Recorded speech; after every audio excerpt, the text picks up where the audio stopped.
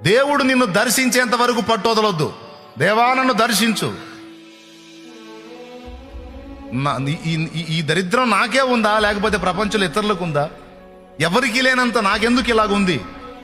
అందరూ వాళ్ళ కంట్రోల్లో వాళ్ళు ఉన్నారు, నేను ఎందుకు కంట్రోల్ తప్పుతున్నా, నేను ఎందుకు వీటితో నింపబడుతున్నానని కన్నీళ్లు గార్చు దేవుని ముందు. తప్పకుండా వాటి నుంచి నీకు విడుదల వచ్చి నీకు అది దేవుడు చూపించేంత వరకు దేవుని పాదాలు వదలొద్దు.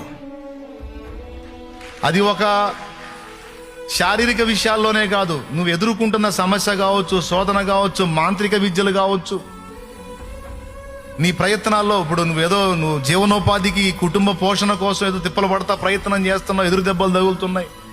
ఏ కుట్ర జరుగుతుందో ఆ కుట్రను ఛేదించడానికి కూడా నువ్వు దేవుని ముందు కూర్చోవాలి. దేవ దర్శనం పొందినంత వరకు పట్టు వదలకూడదు.